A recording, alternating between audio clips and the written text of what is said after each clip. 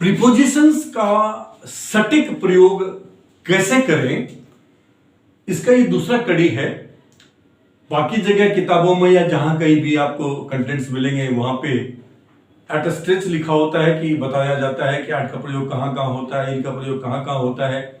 लेकिन इसको और अधिक आसान सहज बनाने के लिए और आपको अधिक कॉन्फिडेंस मिले अबाउट प्रीपोजिशन, क्योंकि ये अंग्रेजी भाषा का सबसे महत्वपूर्ण टॉपिक है। हम इससे पहले पार्ट 1 में बताए थे आपको कि समय के साथ जो 20 प्रीपोजिशंस आते हैं वो क्या क्या अलग अलग परिस्थिति में क्या क्या अर्थ देते हैं, उससे अलग प्रयोग होता ही नहीं है। ठीक उसी प्रकार से ये दूसरा जो एपिसोड है इसी का, उसमें हम बताने जा रहे हैं कि जो कोई स्थान या कोई स्थिति, स्थान और स्थिति में जो मुख्य रूप से जो 15 प्रीपोजिशंस हैं वो किन स्थानों पर आकर वह क्या क्या अर्थ देते हैं, आप सिर्फ सुनेंगे और एग्जाम्पल्स को देखेंगे, उसके बाद आप प्रैक्टिस करेंगे और ये कड़ी चलती रहेगी। और जब ये खत्म हो जाएगी कड़ी सारी, फिर हम दोबारा आएंगे कि प्रत्येक प्रीपोजिशन का प्रयोग कहां कहां होता है। वह एक तरह से आपका रिवीजन हो जाएगा, क्योंकि सबसे इंपॉर्टेंट प्रीपोजिशन है। प्रीपोजिशन की मदद से थोड़े बहुत वोकैबुलरी से भी आप किताब लिख सकते हैं, आप कमाल कर सकते हैं कम्युनिकेशन में, बशर्ते कि प्रीपोजिशन के उपयोग का सही सही ज्ञान आपको हो। इसलिए बहुत इंपॉर्टेंट है, इस पे हम डबल मेहनत करने वाले हैं। पहले तो आइटम वाइज, अब फिर प्रत्येक प्रीपोजिशन का प्रयोग कहां कहां होता है उसकी चर्चा हम उसके बाद कड़ी में करेंगे। या आज की कड़ी में हो सकता है कि वीडियो थोड़ा सा लंबा हो जाए, लेकिन ये जरूरी है कि आप एक एक उदाहरण को, एक एक अर्थों को अपने ध्यान में बिठाएं, एग्जाम्पल्स को ध्यान से देखें और देखने के बाद उसको बार बार देखते रहें और प्रैक्टिस करते रहें। आपके का काम बहुत आसान हो जाएगा। शुरू करते हैं। सबसे पहले हम जो पहला प्रीपोजिशन है आज का वो है एक्ट। एक्ट का मतलब होता है में, किस चीज में, किसी कार्य में, किसी कार्य में रत यानी लगा हुआ, कार्य में रत, रत मतलब लगा हुआ, इस अर्थ में होता है इसका। जैसे कि वह जो है खेल में लगा, खेलने में लगा हुआ है, हो जाएगा ही इज एट प्ले, वह खेलने में लगा हुआ है। वह काम करने में लगा हुआ है, ही इज एट वर्क।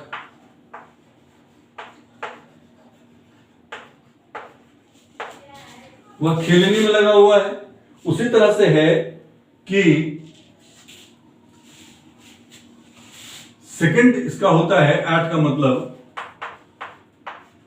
कि किसी निश्चित स्थान में या पर, किसी निश्चित स्थान में या पर, में या पर के अर्थ में, किसी निश्चित स्थान, किसी निश्चित स्थान।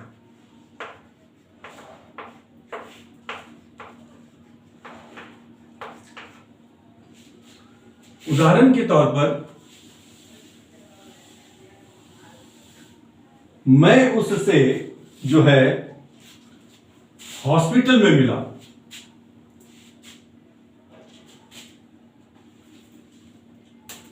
I met him at the hospital. At the hospital. मैं उससे हॉस्पिटल में मिला, निश्चित स्थान। वह घर पर था, पर he was at home. वह घर पर था। अब इस तरह के आप जो भी वाक्य बनाएंगे जो स्थान या स्थिति से क्या करते हैं संबंधित हो, तो किसी निश्चित स्थान की बात जब करेंगे उसमें, उस स्थान में या उस स्थान पर, तो उस दोनों ही अर्थों के लिए हम एट का प्रयोग करेंगे। सेकंड एग्जांपल लेते हैं हम कि मेरा घर जो है वो कोने पर स्थित है, या दुकान के कोने पर स्थित है, जो दुकान है या मंदिर है जो मंदिर के कोने पर स्थित है। My house is situated, my house is situated, कहां पे है ये निश्चित स्थान ही है। At the corner, at the corner of the sweets shop, sweets shop मिठाई की दुकान के कोने पर है। पर तो में या पर ये दोनों ही मीनिंग एट देता है। यदि किसी निश्चित स्थान की तरफ हम इशारा करते हैं तो वहां में भी अर्थ देगा एट, और पर का भी अर्थ देगा एट। आइए नेक्स्ट,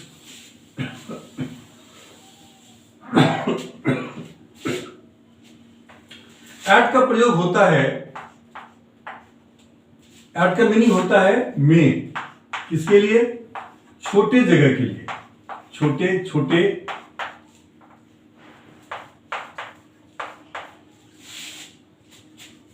होता हो जाएगा बाजार या स्थान। जैसे कि वह प्रताप नगर में रहता है, एक छोटी सी जगह है ये। He lives at Pratap Nagar.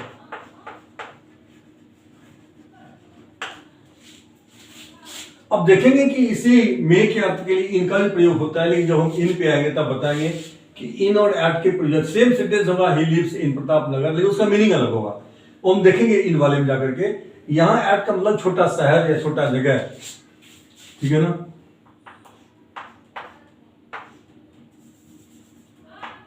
Mohan lives at Pratapgarh. Pratapgarh, Pratapgarh भी एक छोटा सा जगह है। Lives at Pratapgarh. तो एट का मीनिंग होता है छोटे छोटे बाजार, छोटे छोटे स्थान के लिए, छोटे शहर के लिए, छोटे छोटे शहर, छोटे छोटे स्थान के लिए एट का प्रयोग में के अर्थ में होता है। उसके बाद सेकंड जो प्रीपोजिशन है जिसकी चर्चा हम करने जा रहे हैं वो है एबव। ध्यान देंगे आप इन सब के अलग अलग जगहों पे क्या अलग अलग इनका मीनिंग होता है। एबव का मतलब होता है के ऊपर, लेकिन ध्यान रहे सटा हुआ नहीं, और दूसरा सटा हुआ के साथ भी होता है लेकिन वो अलग मीनिंग है, और बताएंगे आपको। के ऊपर किंतु सटा हुआ नहीं, किंतु सटा हुआ नहीं। ये कंडीशंस को याद रखेंगे आप, आपसे गलती से भी गलती नहीं होगी। उसके सर पे छत नहीं है। He has no roof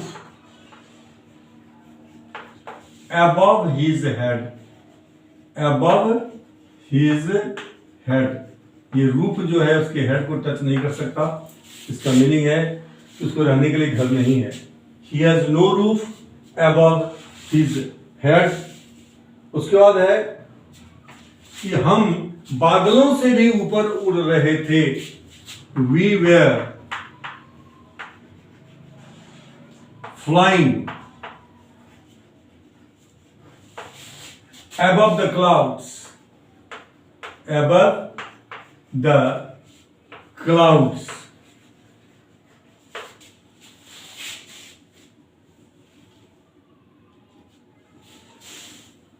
अब दूसरा देखते हैं इसको हम। above का जो प्रयोग होता है औकात से बाहर। above का मतलब होता है औकात से परे, यानी औकात में नहीं है, औकात से परे। यह कार मैं नहीं खरीद सकता क्योंकि ये मेरे औकात से परे है। तो ये बात कहने के लिए हमको सिर्फ सिंपल सी कहनी है, यह कार मैं नहीं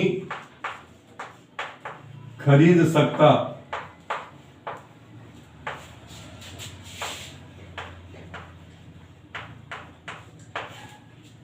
क्योंकि यह मेरे औकात के परे है, क्योंकि यह मेरे औकात से परे है।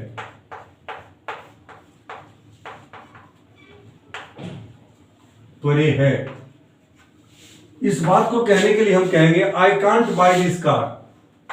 I can't buy this car because this is above me। this is above me का मतलब मेरी औकात से, above me का मतलब है कि यह मेरे औकात से परे है। this is above me का मतलब यह मेरे औकात से परे है। यह मकान मेरे औकात से परे है। This house is above me।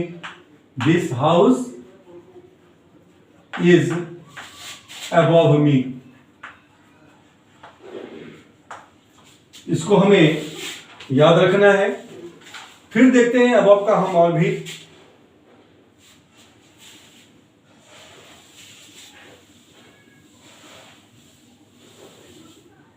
above का मतलब होता है से परे।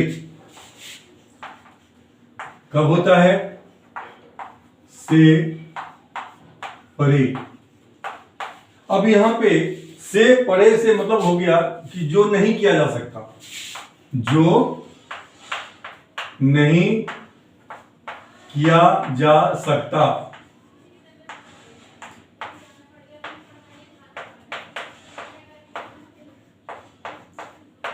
से परे का मीनिंग है यहां पे कि जो नहीं किया जा सकता।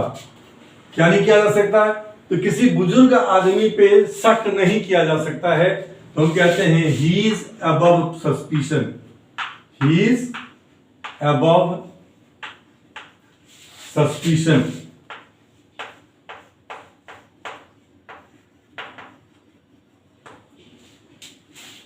मेरे भाई पे शक नहीं किया जा सकता, तो हो जाएगा my brother is above doubt. My brother is above doubt, यानी उस पर शक नहीं किया जा सकता है। आई एम श्योर कि आपको ये समझ में आ रहा होगा। ये अलग अलग तरह के अन्य भी सेंटेंसेस लेकर आप उसको बनाएंगे तो आपका कॉन्फिडेंस लेवल बहुत हाई होता चला जाएगा, क्योंकि यहाँ पे कोई गुंजाइश नहीं है। और इससे अतिरिक्त स्थान या स्थिति के लिए किसी प्रीपोजिशन का कोई दूसरा तीसरा अर्थ इसके अतिरिक्त होता ही नहीं है। इतना आप विश्वास रखिए, इतना भरोसा रखिए जो मैं आपको बता रहा हूं। अबव के बाद नेक्स्ट होता है अक्रॉस।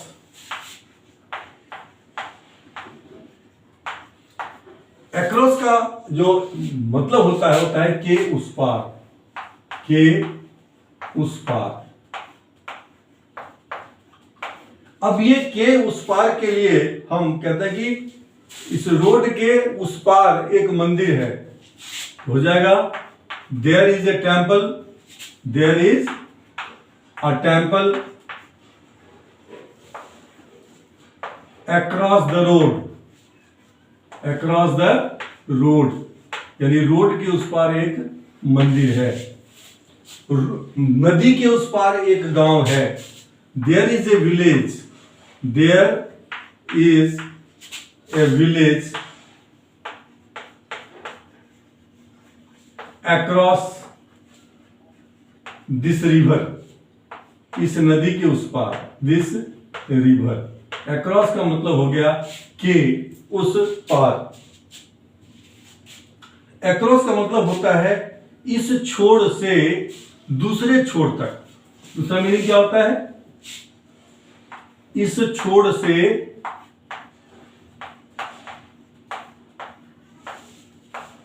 दूसरे छोर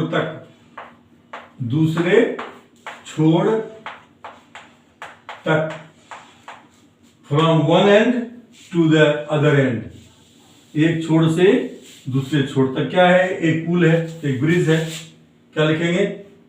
देयर इज अ ब्रिज यानी पुल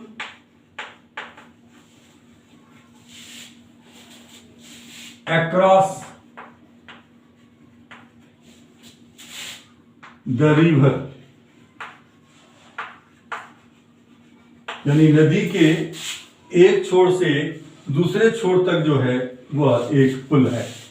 उसके बाद ये दो मीनिंग बताया हमने क्रॉस का, ये दोनों ही मीनिंग याद रखना है आपको, जो स्थान या स्थिति के लिए आता है। नेक्स्ट प्रीपोजिशन होता है अगेंस्ट।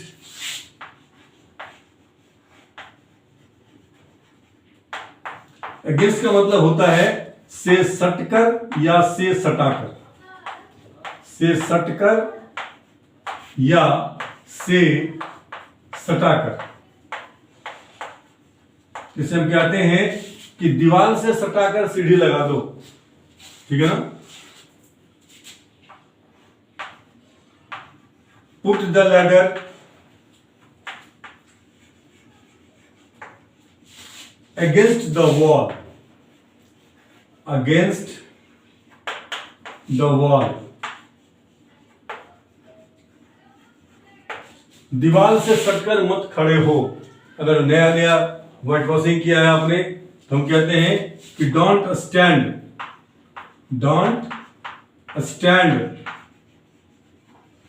Against the wall.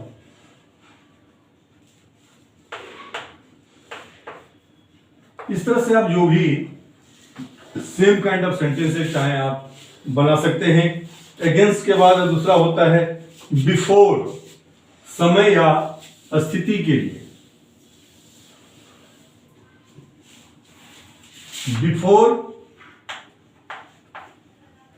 दूसरा होता है कि इन फ्रंट ऑफ, दोनों का एक ही मतलब होता है के सामने, इन फ्रंट ऑफ। आप दोनों में से किसी का भी प्रयोग कर सकते हैं। इसका मतलब होता है कि जो है के सामने।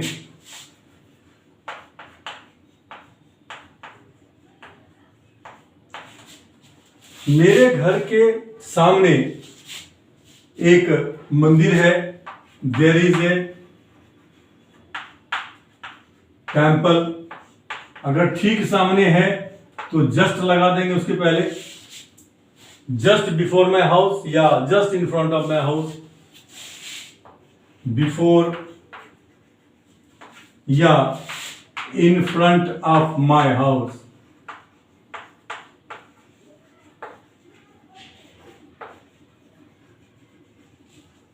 और ठीक सामने होगा तो जस्ट बिफोर या जस्ट इन फ्रंट ऑफ, ठीक के ठीक सामने, के ठीक सामने के लिए हम जस्ट लगा देंगे उसके पहले, जस्ट बिफोर या just in front of my house. इस तरह से आप जितने भी वाक्य चाहें आप बना सकते हैं। उसके और भी एग्जाम्पल लेते हैं हम। जैसे वो जज के ठीक सामने खड़ा हो गया, he stood before a judge।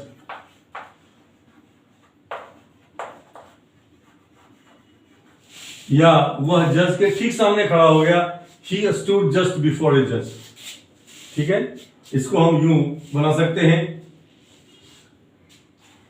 जैसे कि मेरे उसके घर के सामने में नाई की दुकान है तो हो जाएगा there is a barber shop in front of his house या बिफोर हिज हाउस या जस्ट बिफोर हिज हाउस या just in front of his house. This is how you will use it and make sentences of the same kind.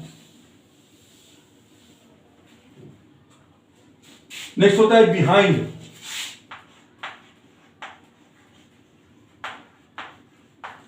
Behind का मतलब होता है के पीछे, लेकिन ये ध्यान रखिएगा कि के पीछे का मतलब है छुपा हुआ, स्पष्ट दिखाई नहीं देता हो कि पीछे, अर्थ है यहाँ पे छुपा हुआ, जो आमतौर पर नहीं देखता है आदमी पीछे की तरफ क्या है नहीं है।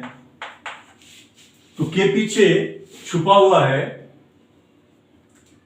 दूसरा होता है in the back side of. Behind और in the back side of का मतलब अलग होता है।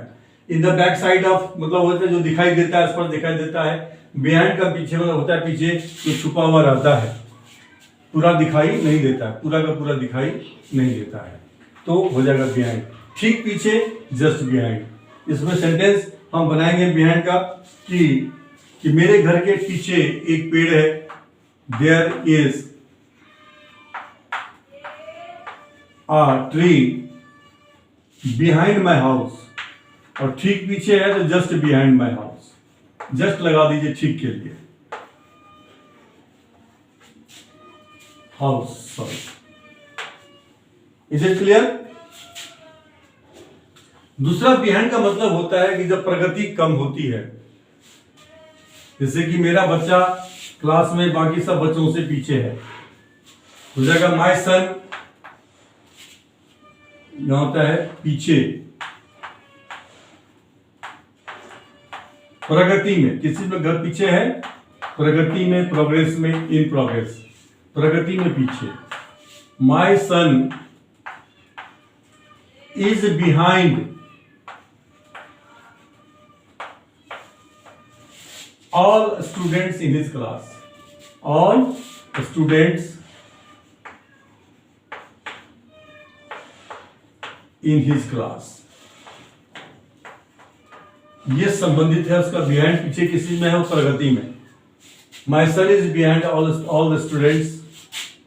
The students in his class का मतलब है कि प्रगति के मामले में वो बहुत पीछे है। जैसे कि ट्रेन पीछे चल रही है, क्या लिखेंगे? The train is behind the schedule. The train is behind schedule. Behind the schedule का मतलब हो गया पहले से तय जो उसका समय है उससे बहुत पीछे चल रहा है। The train is behind, the train is running behind the schedule, is running behind the schedule. Next जो प्रीपोजिशन हम करने जा रहे हैं वो है इन, और ध्यान से आप इसको सुनेंगे कि स्थान और स्थिति के लिए कहीं कहीं एट और इन में समानता भी है, लेकिन भाव में अंतर है। उस भाव को याद रखना है तो आपसे गलती नहीं होगी। इन का पहला मतलब होता है में क्या होता है?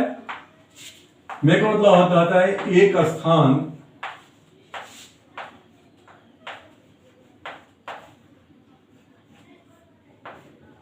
दूसरे स्थान के अंदर, दूसरे स्थान के अंदर एक वस्तु दूसरे वस्तु के अंदर, और एक वस्तु, एक व्यक्ति, एक जीव दूसरे वस्तु के अंदर, वस्तु के अंदर यानी घर के अंदर, क्लासरूम के अंदर, जहां कहीं भी। इतने सारे अर्थ होते हैं इनके कि एक स्थान दूसरे स्थान के अंदर है, या एक वस्तु दूसरे वस्तु के अंदर है, या एक जीव किसी वस्तु के अंदर है, या किसी मकान के अंदर है, स्कूल के अंदर है, या मंदिर के अंदर है, जहां भी है। तो वहां पे में जो है या के अंदर का सेंस है। किसके अंदर? तो एक स्थान दूसरे स्थान के अंदर, एक वस्तु दूसरे वस्तु के अंदर, या एक जीव दूसरे वस्तु के अंदर। इन सारे अर्थों में हम में का प्रयोग करते हैं। जैसे the teacher is teaching in the class, the teacher is teaching in the class का मतलब होता है कि class, teaching in the class, in the class. Class एक स्थान है, तो एक जीव किसी वस्तु या स्थान के अंदर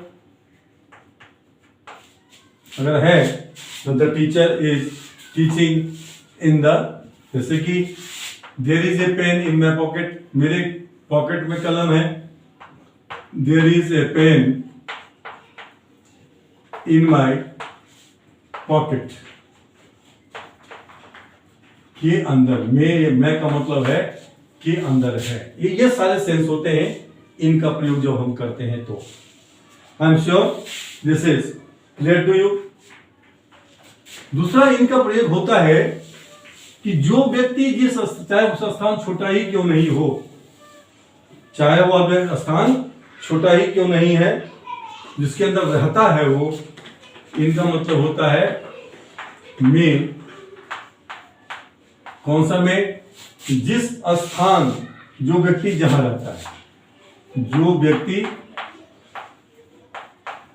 जहां रहता है।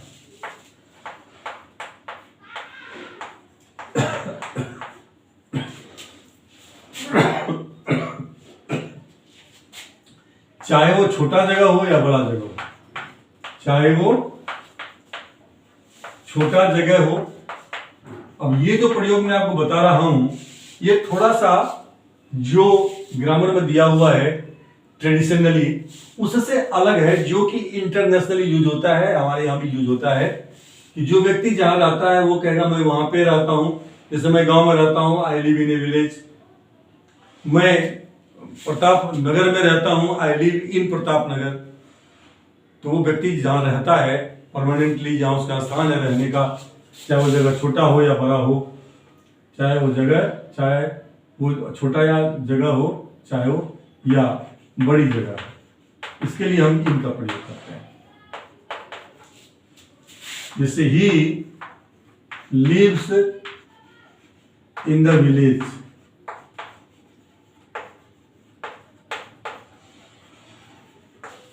he lives in this room, he lives in this room, he lives in Pratap Vihar या प्रताप नगर, जो भी है। ये थोड़ा सा आपको ध्यान रखना पड़ेगा। और अगर आप जो बोलते हैं और कहीं आपको स्पष्टीकरण देना पड़े, तो आपको ये छोटा सा रूल है जो याद रखना है, जिसका जिक्र आप कर सकते हैं कि ये इसलिए करेक्ट है क्योंकि ये जहां व्यक्ति रहता है, चाहे वो जगह छोटा हो या बड़ा हो, वहां मे के अर्थ के लिए हम इनका प्रयोग करते हैं। ये रूल है।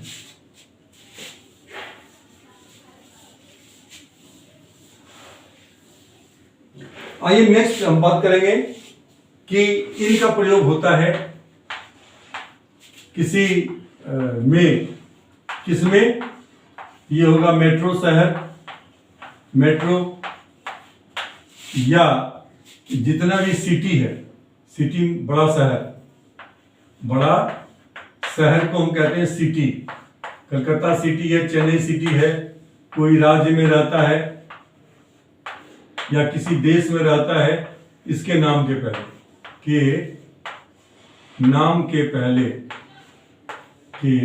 पहले इनका प्रयोग किया जाता है।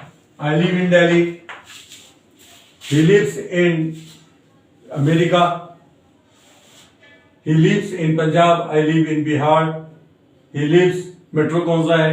Delhi, he lives in Kolkata, he lives in Chennai, he lives in Bengaluru वगैरह वगैरह का प्रयोग आप इस तरह से कर सकते हैं। इनका ये 3 यूज जो है स्थान या स्थिति के लिए होता है। उसके बाद इनका प्रयोग होता है स्थिति यानी अवस्था के लिए। इनका प्रयोग होता है कि अवस्था में,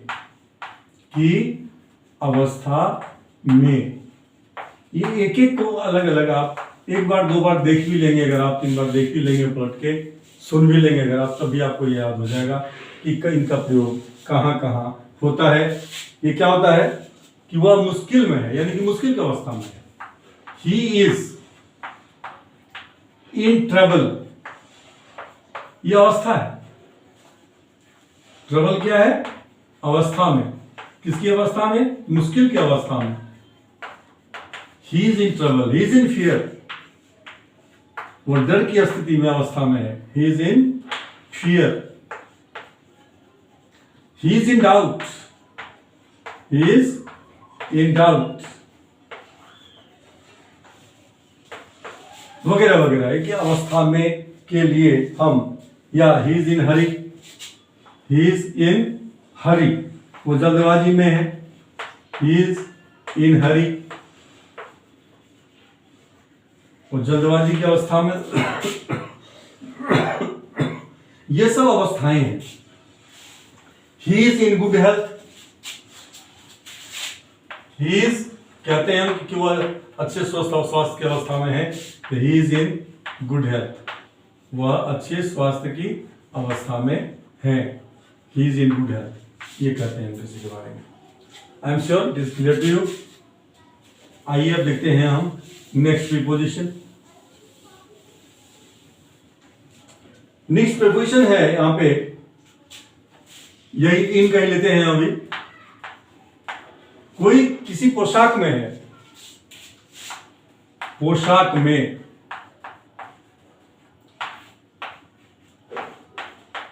वो अच्छे पोशाक में है, he is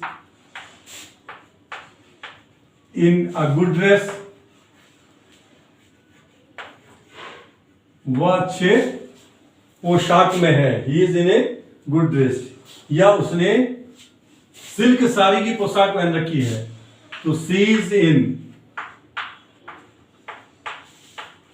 a silk sari, sari को अंग्रेजी में भी साड़ी ही कहते हैं, SARRE, he is in a sari यानी कि पोशाक में, जैसे या वो सूट में है तो he is in a good dress, या he is in a suit, उसने सूट के ड्रेस में है, पोशाक में है, he is in a suit, वगैरह वगैरह इसका प्रयोग किया जाता है। नेक्स्ट प्रीपोजिशन है ऑन।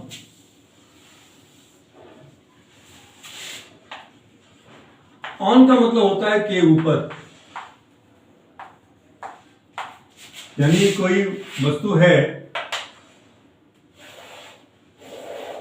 इसके ऊपर किताब रखा हुआ है, कुछ भी रखा हुआ है, इसके ठीक ऊपर सतह को छूते हुए, ये होता है सतह को छूते हुए, सतह को छूते हुए।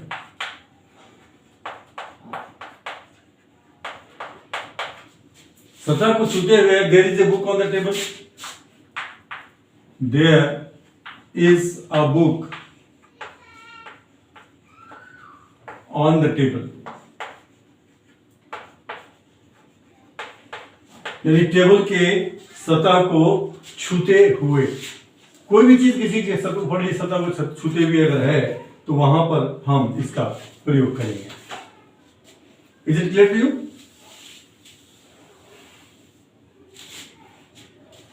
ऑन का मतलब होता है दूसरा, के बहुत नजदीक, के बहुत नजदीक।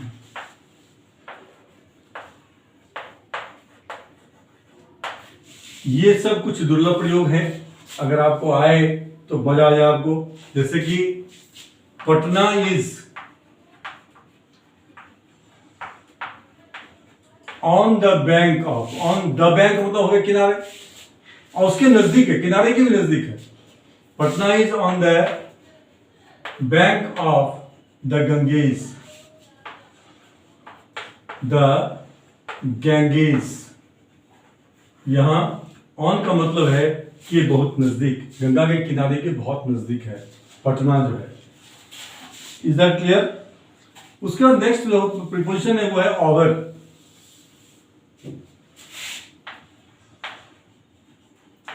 ओवर का जो मीनिंग होता है वो होता है के ठीक ऊपर, के ठीक ऊपर।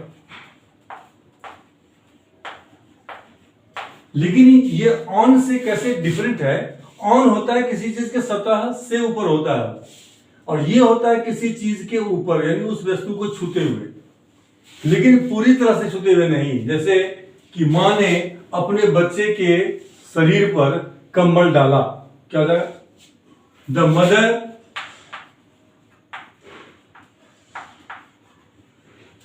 पुट ए ब्लैंकेट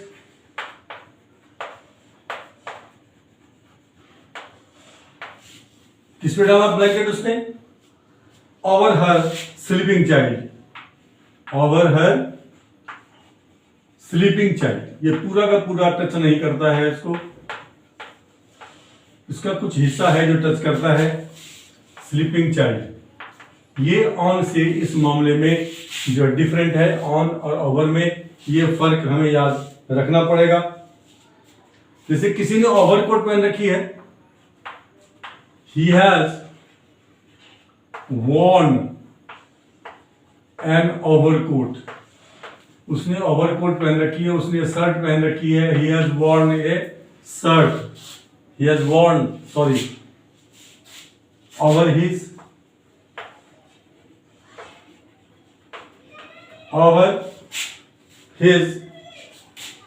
जो सूट पहन रखा है उसने, उसके ऊपर ओवर हिज सूट, उसने अपने सूट के ऊपर ओवरकोट पहन रखी है, तो he has worn an overcoat over his suit, ये होगा इसका। नेक्स्ट, जो ओवर का प्रयोग होता है के ऊपर,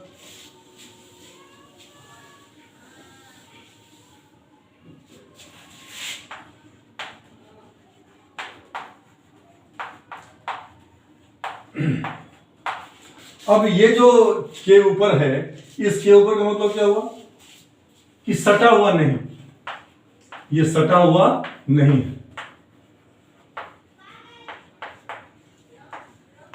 जैसे कि छाता हम डालते हैं हम, तो छाता जब डालते हैं तो जैसे कि किसी टेबल के ऊपर में लैंप जल रहा है, तो there is a lamp, there is a lamp, ऊपर से तार लगा करके रखते हैं माथे के ऊपर में। हैंगिंग, हैंगिंग लटका हुआ है ओवर द टेबल, ये टच नहीं कर रहा है, over the table. The lamp, there is a lamp hanging over the table. There was an umbrella, उसके माथे पे छाता था, तो there was an umbrella over his head, over his head आएगा वहां पे, छाता उसके सर पे था, तो ये हो जाएगा। उसके अलावा ओवर का मतलब होता है एक किनारे से दूसरे किनारे तक। ओवर का मतलब होता है एक किनारे से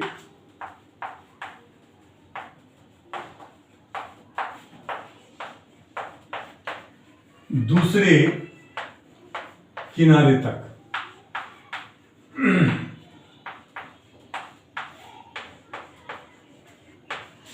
एक किनारे से दूसरे किनारे तक, जैसे कि पुल है, मतलब हम अक्रॉस का यूज करते हैं, उस जगह पर एक किनारे से दूसरे किनारे तक के प्रयोग में मर्त अर्थ में हम अक्रॉस या ओवर दोनों में से किसी एक का प्रयोग कर सकते हैं।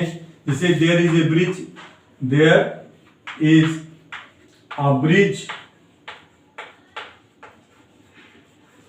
over this river।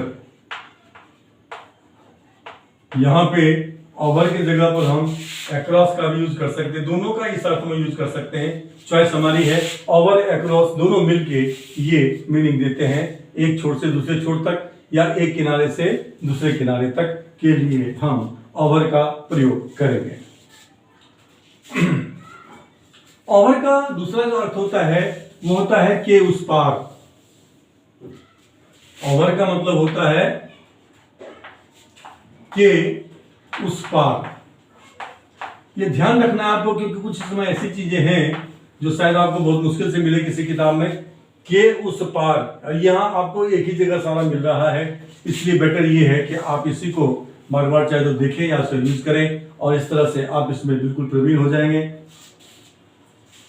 कि वह इस रोड के उस पार रहता है। He lives over this road, over this road, इसका मतलब हुआ कि वह इस रोड के उस पार रहता है। अब इस पहाड़ के उस पार जाना बहुत कठिन है, इसका हो जाएगा it is difficult, it is very difficult, it is very difficult to go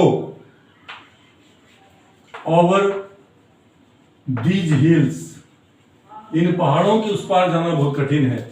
over these hills का मतलब कि उस पार जाना बहुत कठिन है। It is very difficult to go over these hills.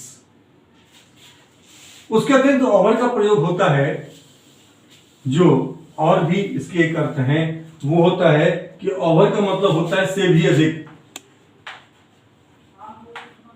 से भी अधिक।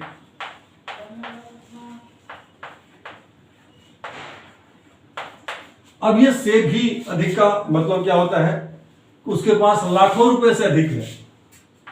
He has over lakhs of rupees,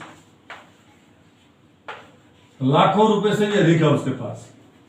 उसके पास 10 मकान से भी अधिक मकान है। He has over 10 houses. He has over 10 houses. 10 घरों से भी अधिक घर है उसके पास। उसके सैकड़ों दोस्तों से भी अधिक दोस्त है। He has over hundreds of friends. He has over hundreds of friends से भी अधिक इसका प्रयोग इस प्रकार से होता है। उसके बाद जो है कि मैं दिल्ली में 10 वर्षों से भी अधिक रहा। I lived in Delhi over 10 years, यानी 10 वर्ष से भी अधिक मैं दिल्ली में रहा। इसका मीनिंग हो जाएगी I lived in Delhi over 10 years, यानी 10 वर्ष से भी अधिक मैं दिल्ली में रहा। नेक्स्ट जो प्रीपोजिशन है वो है अंडर।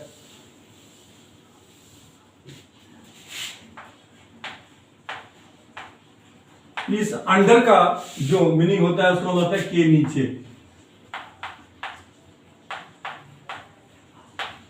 लेकिन के नीचे का बेनिथ भी होता है, के नीचे का बिलो भी होता है। ये होता है के नीचे किसी चीज के नीचे, किसी चीज के नीचे है तो अंडर लिखेगा, चीज के अंदर। जैसे कि there is a ball under the table, there is a ball under the table.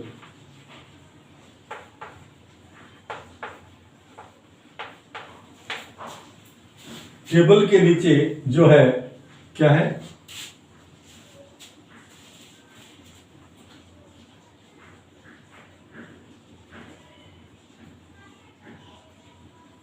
There is a ball under the table. ठीक है, इस तरह से आप और भी वाक्य बना सकते हैं इसका लेकर के। अंडर के बाद जो है वो है बिसाइड। बिसाइड का मीनिंग दूसरा जो होता है by the side of, by the side of, के बगल में। साइड ऑफ का मतलब होता है के बगल में।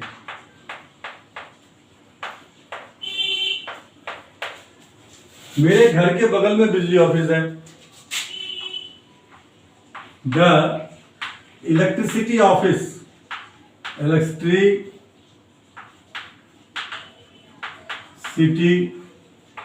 Office is there beside my house, beside my house, मेरे घर के बगल में मंदिर है।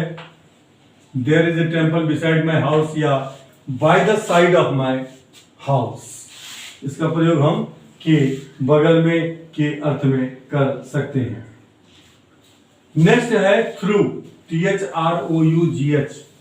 थ्रू का मतलब होता है से होकर। थ्रू,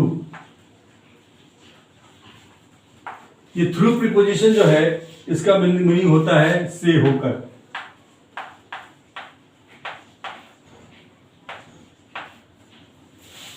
राजधानी एक्सप्रेस कानपुर से होकर के जाती है। राजधानी एक्सप्रेस, द राजधानी एक्सप्रेस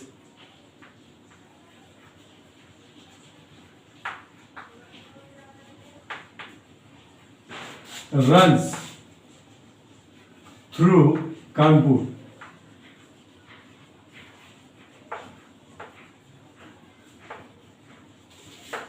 से होकर गुजरती है।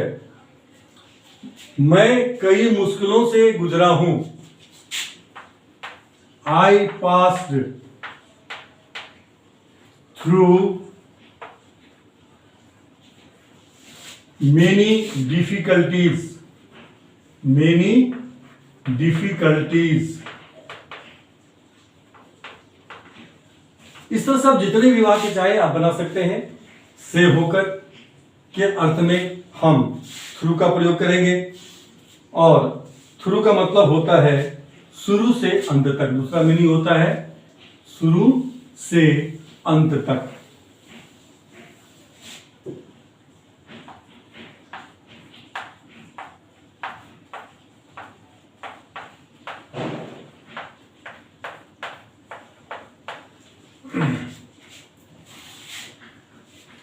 मैं पूरे गर्मी का जो मौसम है गांव में रहा शुरू से लेकर अंत तक। I was in the village. I was in the village through summer days. Through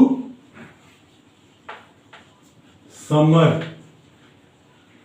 season, यानी समर सीजन के शुरू से लेके अंत तक मैं गांव में रहा का अंग्रेजी होगा I was in the village through summer season. Through summer season का मतलब है कि पूरे जो समर सीजन है शुरू से लेकर अंत तक। अब यहां है कि मैं यहां पे रात के शुरू से लेकर रात के अंत तक नहीं ठहरूंगा। I shall not stay here through the night. I shall not stay here, not stay here through the night। through the night मतलब क्या? रात के शुरुआत से लेकर here through the night, यानी पूरी रात नहीं रहूंगा, शुरू से लेकर अंत तक रात के मैं यहाँ पे नहीं ठहरूंगा। I shall not stay here through the night। ये बात कहने के लिए हम through का प्रयोग करेंगे। आई एम श्योर कि आपको समझ में आया होगा। टुवर्ड्स का प्रति मतलब होता है के प्रति। टुवर्ड्स का मतलब होता है के प्रति। हमें गरीबों के प्रति दया दिखानी चाहिए, या we should be kind. We should be kind towards the poor. The poor मतलब गरीब लोग। Towards the poor. हमें जो योग्य कैंडिडेट है उसके प्रति जो है कंसिडरेबल होना चाहिए। We should be considerable. We should consider. We should be considerable, यानी उसको अधिक तवज्जो देनी चाहिए। We should be considerable towards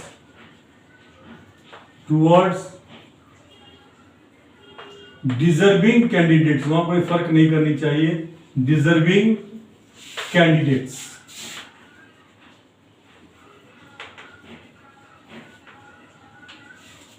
is it clear? उसके बाद नेक्स्ट जो प्रीपोजिशन है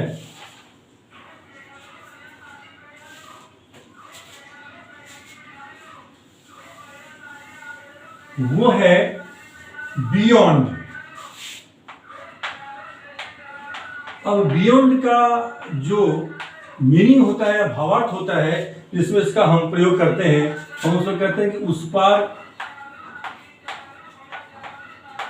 या उससे आगे। उससे आगे, जैसे बच्चे को कहते हैं इस पार्क से दूर मत जाना, या उससे दूर। उससे दूर ये होता है। हम कहते हैं don't go beyond the park. Don't go beyond the park. Beyond the park या स्कूल कैंपस,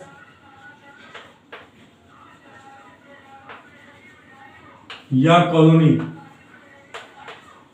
कॉलोनी से दूर या उससे आगे नहीं जाना है, बियॉन्ड मार्केट, जो कुछ भी है you can use this beyond in that. और लास्ट जो प्रीपोजिशन है वो है बाय, और बाय का मतलब होता है के किनारे।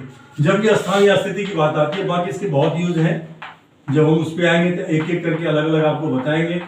के किनारे, नदी के किनारे एक मंदिर है, there is a temple by the river. By the river का मतलब है के किनारे। आज की इस कड़ी में हम इतना ही, फिर आपसे मिलते हैं हम अगली कड़ी में एक नए टॉपिक को लेकर के। ये पार्ट 2 है कि प्रीपोजिशन का सटीक प्रयोग कैसे करेंगे। अगले जब इसकी कड़ी हम पार्ट 3 में आएंगे तो कुछ नए जो है क्या कह सकते हैं आइटम है जो लेकर के आएंगे, और उन आइटम के लिए कौन कौन से प्रीपोजिशन आकर के क्या क्या अर्थ देते हैं उसके बारे में आपको बताएंगे। जो पहली बार आए हैं, अगर आपको ये हमारा प्रेजेंटेशन जो है presentation with the concept and क्या कहते हैं प्रेजेंटेशन विद द थीम जो है, और जो कड़ी दर कड़ी जोड़ के हम बताते हैं, जोड़ करके, ताकि आपको कोई दिक्कत नहीं हो, अच्छा लगा हो तो please do subscribe my channel so that you keep on getting the coming videos on time without your own effort. Plus जो पहले से देखते आ रहे हैं और आपको अच्छा भी लगता है और आनंददायक भी लगता है, सहज आकर्षक लगता है, उपयोगी लगता है, तो आप प्लीज जो वीडियोस है उसको लाइक जरूर करें, और जो जिन लोगों से आप बहुत प्यार करते हैं, जो आपके नज़दीक हैं या दूर हैं लेकिन आपके कांटेक्ट में हैं, उनको भी आप प्रेरित करें, मोटिवेट करें कि वो इस चैनल से जुड़ें, और उसके लिए आप वीडियोस को शेयर करते रहें। With that let's call it a day, have a nice day, thank you very much for watching this video, see you.